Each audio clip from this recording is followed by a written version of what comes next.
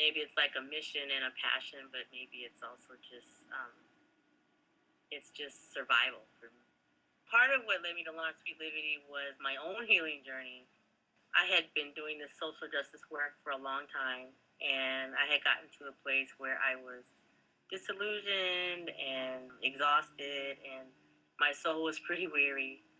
And I needed to find a way to reclaim a sense of who I was. I felt like I had lost myself along the way. I felt like maybe I had made too many sacrifices of my health and relationships, and I had given up doing my art.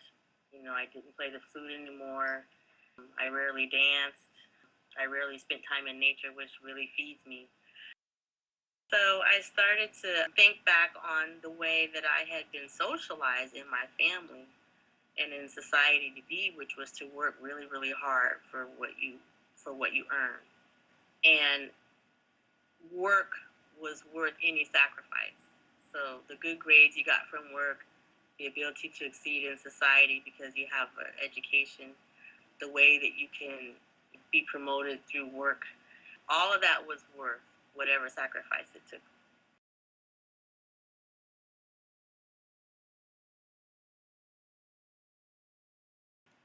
I'm thinking about one thing was a conversation I had with a colleague, and we were all working really, really hard, and we had just come off of a pretty exhausting work trip.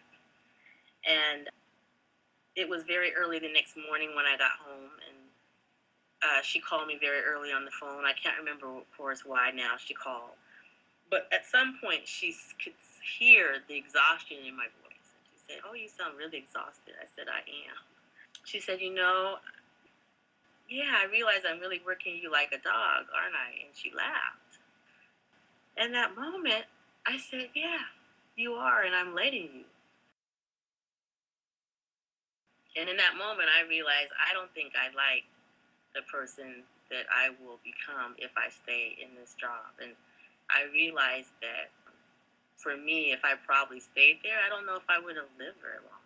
I mean, frankly, the way things were heading, I don't think physically I would have survived. By then, I was already emotionally and spiritually so spent that it was really hard for me to imagine any other way of living or being. So that was one crystallizing moment that just kind of got my attention and made me say, wait, maybe I need to reimagine the life that I want. So just really slowly, I started to make little changes so that I could actually feel more alive. I seriously addressed my health issues because my asthma had come back in full force, and I couldn't get my lungs clear, and I had gained a lot of weight, and I was having trouble going up and down stairs. And so I knew one thing I had to do was figure out how to get more energy into my body. I went on a healing journey where I focused on my physical health first. I changed how I ate, drank more water, stopped drinking soda.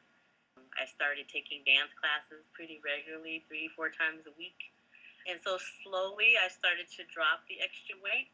And I think when I dropped the physical weight, the weight also lifted off of my soul.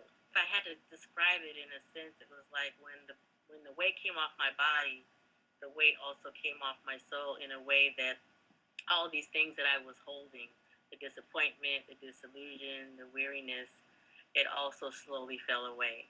And I think that it allowed me anyway to start to imagine what I could do differently. I started to remember dreams I had when I was a girl of 12 or 13 to build a healing place. And I don't think I would have reconnected to those discarded dreams if I had not first taken the time to just sort of sit still and meditate, do some work on myself, but really start to listen to my heart and figure out what I really, really want to do in the world.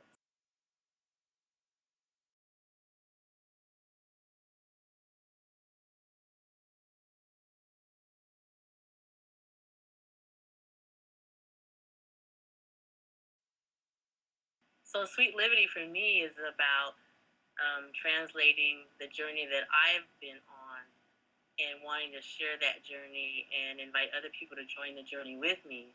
so that together we could do this healing work around our relationships with ourselves and with one another and with nature.